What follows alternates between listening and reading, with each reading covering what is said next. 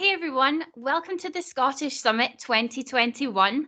I hope you're all enjoying the event so far, and I want to thank you for choosing to attend my session on how starting a podcast got me through a pandemic. I maybe should have updated the title to How Starting a Podcast is Getting Me Through a Pandemic, since we are unfortunately still in the midst of it. However, I am grateful for today and the fact that we can come together virtually and learn from each other. Before we get started, it's important to take a minute to recognise and thank our sponsors. So a big thank you to ScriptRunner, DQ Global, Proximo, Redspire, Agilicis and Hitachi Solutions. So thanks again for choosing to spend your time with me for this session on a Saturday. It's a shame we can't all get together in person, but it means that we can open up the event to so much more people. And I'm really thankful to be doing my first talk of the year and the first talk in a while at the Scottish Summit, being from Scotland. So before we get into it, I will introduce myself quickly. My name is Lisa Clark and I'm based in Dundee, Scotland. And I've been in the IT industry for 10 years now. Which feels pretty crazy to say, but it is true. I'm part of Dell Technologies, focused on our Microsoft hybrid cloud portfolio, the Azure Stack portfolio. I'm super passionate about hybrid cloud and enabling customers to harness the power of hybrid. When lockdown hit in March of 2020 last year, I decided to throw my time and energy behind something I'd been thinking about for a long time, but I had never really got round to for numerous reasons, which we'll come on to. And so I started a podcast. I'm going to share with you how I got started and what I have learnt, and ultimately how it has really helped me through the last year. Last year, I was super fortunate to be awarded the Microsoft Community Hero and Inclusive Leader badges, which was extremely special to me, and I'm repping them today with my t-shirt. As far as I'm concerned, the Microsoft community rocks, and I'm sure you already know that, and I'm very thankful to be part of it. Okay, so let's take a look at the agenda. Firstly, I'll talk about why I decided to start a podcast. Then I'll cover how I got started from a practical sense, the equipment programs I used. And then we'll get into how I started, but from a personal perspective, and how I overcame two of the biggest barriers to getting started that I believe we all suffer from, which is finding motivation and imposter syndrome. Finally, we'll take a look at what I learned from my guests and how stepping out of my comfort zone helped me find my place in the tech community as a non-techie, and it helped me stay connected and sane throughout the last year. Please remember to use the hashtag Scottish Summit 2021 throughout to let us know that you're with us and share your thoughts throughout this session. I'd love to read your tweets afterwards with any questions or comments that you've got. So please do use the hashtag Scottish Summit 2021. So why did I start a podcast? Well, at the start of 2020, I decided that I wanted to get more involved within the Microsoft community. I had dipped in and out over the years and always found it such a great vibe, such a great community to be part of. I'd recently started my position at Dell, which was the perfect opportunity to get stuck back in. I really wanted to have a go at creating content. I thought it would be a good idea to try my hand at a few different things, so blogging, podcast, maybe video content. And a couple of months went by and I never really got around to it. And I'm sure a lot of you know that feeling. There's a list of things you'd like to have a go at, but you don't have the time, you don't know whether you'd be good at it, and you don't know just how to get started. I also suffered from severe imposter syndrome as a non-techie. I wondered what I had to what I had to contribute was of value.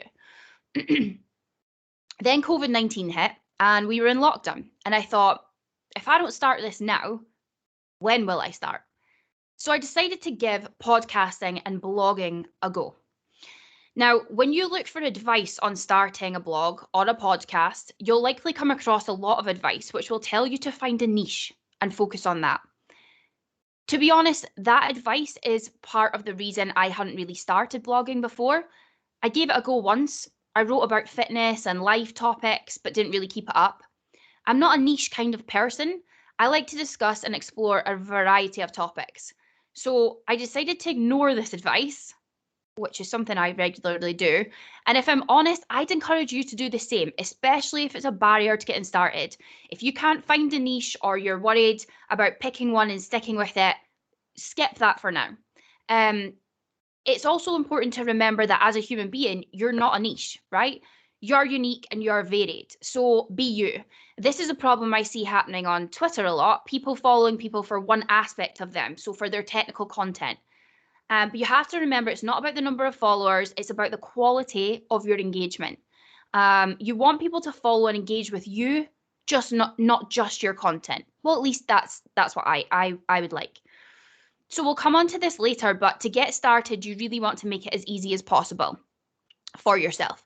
So I decided I would start out, try my hand at blogging and podcasting, see if I would come across perhaps a focus area, maybe a niche in the process. And this is known as the explore and exploit method. So first you explore various topics or ideas that you might want to take forward in the future. And then in the process, what'll happen is you'll find something that you really enjoy or that works for you or that is successful. Then you exploit that. So when you're starting off, don't niche down, explore, and then pick a few avenues to exploit. So I started blogging and podcasting, and I definitely found that I enjoyed the podcasting more. So I focused on that over the last year. And I found that whilst podcasting, a theme developed. I began to enjoy, as did my guests and listeners, sharing stories of how people got into tech. So what we would do is we discuss career development, how they got into tech, and then what we do is we pick like a hot tech topic and talk at it at a level that was probably applicable for techies and non-techies. And this format started to evolve by doing. So the key is to start and then learn and improve as you go. Okay, so let's get stuck into the practicalities. Like the extract for this session describes, I'm not going to cover the best equipment, the best software, how to get the most followers.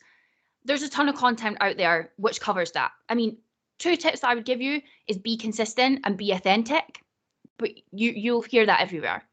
That said, I'm going to cover what I use to get started because it turns out that it's really easy and it's not that hard. And the key to getting started is to make it easy. So I mentioned before, a ton of content out there on how to get started, right? The information overload is actually one of them, again, another reason why I didn't start a podcast sooner. There's so much information on how to get the perfect audio and how to soundproof and how to edit, information on the perfect mic setup and so much more. It is a rabbit hole. And if you want to get started, you need to step away from it. So you need to step away from that rabbit hole, especially if you're like me, you're not technical. It can really put you off. Thankfully, I have an awesome friend called Emma Story Gordon, who's a very successful online personal trainer, and she has her own podcast. She has a few actually. You can check her out at ESG Fitness on Instagram. And Emma introduced me to a program called Anchor, and that is how I got started. So, I will hammer this home, the hardest part is really starting. Your mind will find so many excuses to prevent you from just starting. So I started with Zoom, Anchor, and my Jabra conference speaker. I think we all know Zoom and the Jabra conference speaker that I started with. It's pretty basic. Anchor's tagline is the easiest way to make a podcast, and it really is. I set up an account on Anchor. I used Zoom to record my podcast with my guest.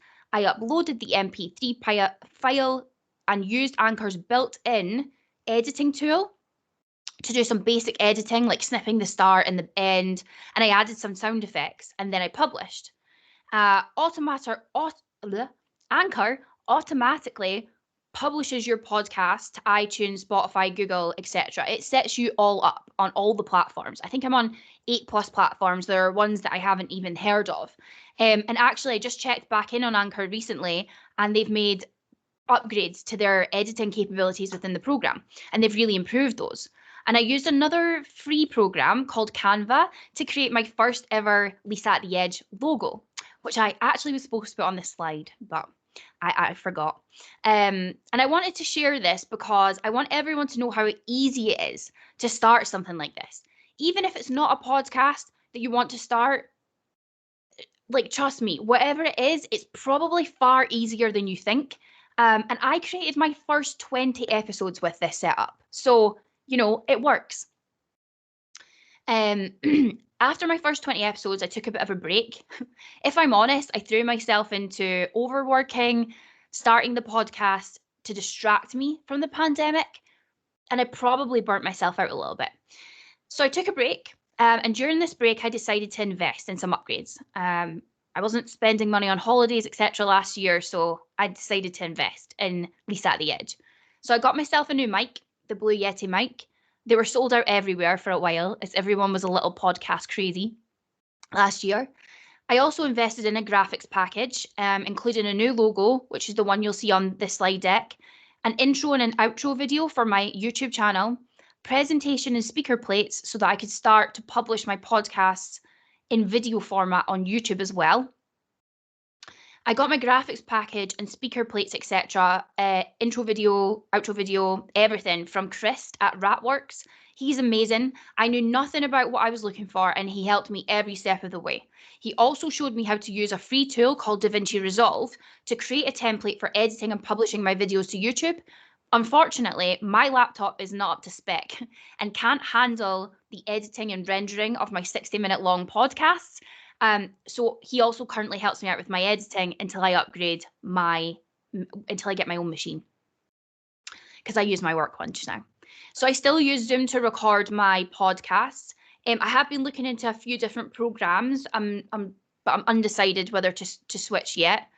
But the key takeaway from this section is that you don't need the perfect setup to start. Again, getting started is the key. You can learn and improve as you progress. Everyone has to start somewhere. Take a look at your favorite YouTuber or blogger's earliest content. Scroll right back and see how they started. Do not compare your chapter 1 to someone else's chapter 20. So yeah, key takeaway, it's probably easier than you think. You can make it easy, just get started, learn and improve as you go. Okay, so getting started practically was probably easier than getting started mentally. The two biggest barriers from my perspective were waiting for motivation to arrive and the infamous imposter syndrome.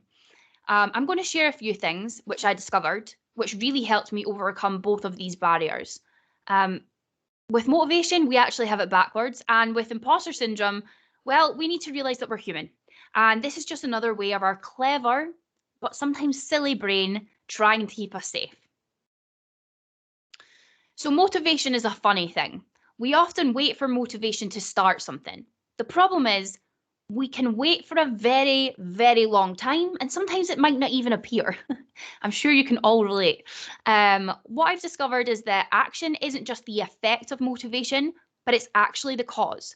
Action is the impetus for motivation. It is the precursor to motivation. We rarely ever feel completely ready to start. I'm sure you guys can relate to that. Waiting to feel ready, waiting for motivation to appear will have us waiting some more rather than doing. So we need to swap I need to get motivated to take action to I need to take action to get motivated. And trust me when I say that action equals motivation. Think about it. When have you really lacked motivation? Even just to get the housework done, for instance, when you manage to pull yourself off the sofa and do the dishes, you don't usually just stop there. Usually, you get the motivation to then go and do the hoovering or do some cleaning. So yeah, it's really interesting actually. Thinking big is brilliant. Okay, thinking big is great, but it can be intimidating. Big thinking is great for setting goals and direction, but not necessarily for getting stuff done. So the key is to break it down and start really, really small. The next thing to do is to make it easy. Make it as easy as you can to start. I've hammered that home. The key is to get the ball rolling, and like a snowball, it will build up momentum. So I'd like everyone to take a minute right now. If you've got pen and paper or notes on your phone, take a minute now to think about a goal or an idea that you have, but that you found difficult to get started. Something you just can't seem to find the motivation for. So take a little moment to think about that. Once you have that in your head, now think of the very first action that you need to get started. So think of that very first action. The first thing that you think of will probably be either not the first thing or larger than it needs to be. So break that down and think about what really is the very first small, tiny step that you need to take. And make a note of that. Okay, so now I want you to commit to completing that step within the next 24 hours from now. Okay? I want you to note that down, commit here to yourself and to me that you're going to complete that within the next 24 hours, and then let me know. So tag me on Twitter, at least at the edge, and hashtag Scottish Summit 2021, and let me know that you've taken the first action. And then let me know how you feel. Did you take one action? Did you then take two? How did that go for you? And then from there, take it to the next and the next, one step at a time. You want to create this continuous loop of taking action, it producing motivation to take more action. Big thinking's great. You know, have a moment where you set the big goal, you set the direction, put it away, and then just focus on that first step. So hopefully I'll see some tweets from you guys. Okay, let's go to the second biggest barrier, imposter syndrome. It's something we all suffer from, and it turns out it's the inverse of a cognitive bias known as the Dunning-Kruger effect. So understanding more about this really helped me not maybe overcome imposter syndrome, but to deal with it. It's still there. It's still there. I probably procrastinated far too much on actually writing this, my first talk, and delivering my first talk of 2021, but also the first talk I've done in a while. So you know, it's not gone forever. But we have to accept that we're humans and we've got really clever brains, but they have limitations. And the awareness of that is key to working your way through them. So what is a cognitive bias? A cognitive bias is a type of systematic error in thinking, which occurs when people are processing and interpreting information in the world around us, and it affects the decisions and the judgments that we make. Cognitive bias is often a result of your brain trying to simplify information processing. If you think about it, especially in these days, we're taking in all kinds of information all the time, from our immediate environment, from our phones, our computers, the feelings that we get off dealing with other people. It's a lot. So our brain, tries to be clever and simplify that for us. So biases work like a rule of thumb, and they help you make sense of the world around you. Now, this is a powerful thing, but it can have its limitations. And like I say, a cognitive bias is a systematic error. So there is a cognitive bias called the Dunning-Kruger effect. The Dunning-Kruger effect is a cognitive bias in which people assess their cognitive ability as greater than it is. So it's overconfidence gone wrong. And that's an odd concept, right? Because we tend to praise confidence and we praise self-assurance. But inflated self-belief can snowball into ignorance and arrogance. And I'm sure we've all been there, and I'm sure we've all experienced that. Well, it turns out that imposter syndrome is just the inverse of this effect. So where competent and actually highly skilled individuals do not see themselves as such. So have you ever felt undeserving of your achievements? Have you felt like your success was down to luck, or you've been worried that you might be discovered as a fraud? Then you've likely experienced imposter syndrome. I would say I definitely struggle with the whole undeserving of my achievements, being discovered as a fraud. The problem with imposter syndrome is when self-criticism, which can be useful at times, right? Just like, self-assurance can be, but again, it snowballs into a debilitating imposter syndrome. Imposter syndrome is defined as a chronic feeling of fraudulence, self-doubt, and inadequacy. That was a tongue twister. It's really important to recognize this. You're not broken, you're human. And your brain is, what it's trying to do is trying to keep you safe. It's perceiving danger where there really is none. It's from their caveman days about fight and flight, and it thinks that, embarrassment or failure or etc. It's equating them as the same, and they're not. And I think being aware of this can be really helpful in combating imposter syndrome. So in my research about imposter syndrome, I came across the 5 R's in overcoming it. So these are recognize, rationalize, reframe, ready, and repeat. So recognizing is what we just spoke about, right? It's being aware of imposter syndrome, and that even just being aware of it can help you overcome it. It's easier said than done, but when you're feeling an overwhelm of self-doubt or fraudulence, take a step back and try and ask, what is causing the feeling? Identify that it's imposter syndrome. Next step, rationalizing. Take a moment to acknowledge your achievements, which led you to where you are right now. Try and replace the negative thoughts of fraudulence or luck with rationalizing what actually caused your promotion or your achievement or whatever you're experiencing right now. What are the facts of what actually happened? What did you do? What happened, to lead you to where you are now? Next step, reframe. This stage is all about altering your perception of the situation.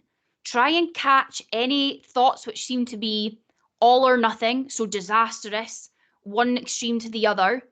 For instance, thinking that you're either a total success or a total failure, when there's, a large spectrum in between there, right? Try and retrain this thinking into something more in the middle. So recognize wins and areas of improvements. Try to come away from either of those extremes, come into the middle, recognize both wins and achievements and areas of improvement. The next step is readying yourself. This might be the toughest stage. This is where you ready yourself to let go of the thoughts of self-doubt and fraudulence. You look back on your recognizing, your rationalizing, and your reframing, and you let go of the negative thoughts of self-doubt and fraudulence.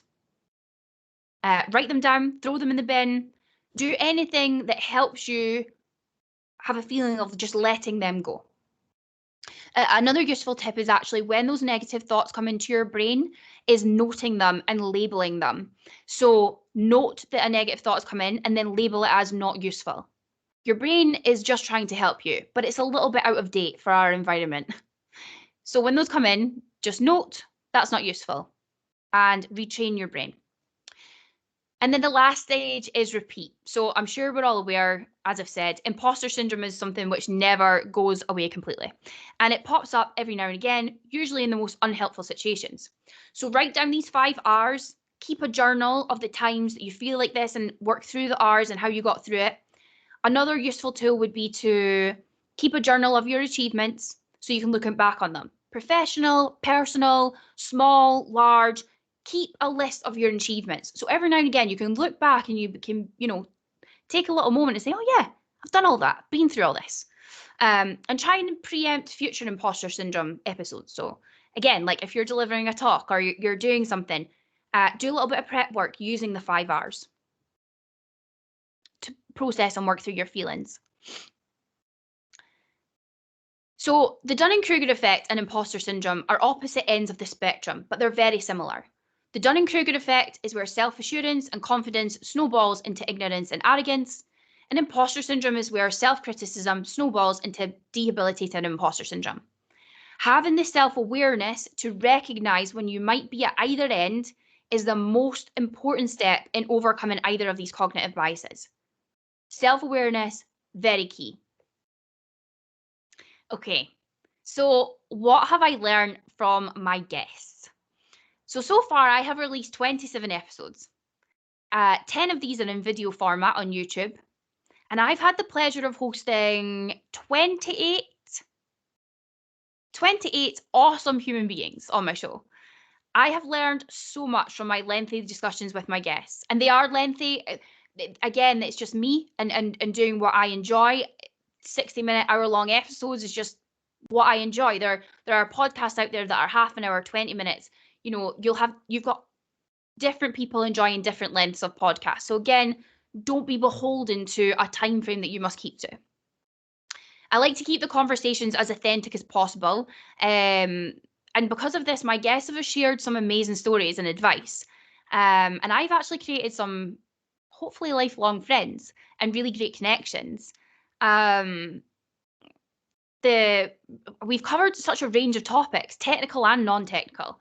We've talked about career development, different routes people take to get into tech, which I think is super important to share, that there's not just one route into tech, and that actually sharing this information encourages different types of people to join this industry.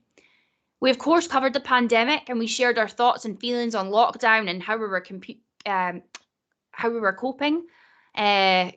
Community events turning virtual. How did we feel about that? We shared our thoughts on diversity in tech. Making the move from IT ops to DevOps is something I spoke with a few people about. I had experts on to discuss my favorite topic, which is Azure Stack, and also why we need non-techies in tech, and so much more. It was extremely hard to narrow it down to 5 important learnings from my journey so far. However, what I'm thinking is I can add to these each time I do this talk. So let's just go with 5 that came to mind. So in my episode with the awesome Holly Lehman, we discussed how you shouldn't fear hearing the word no. No is never the end. It just means you need to go in a different direction. And if you don't ask, you don't know. So don't fear hearing no.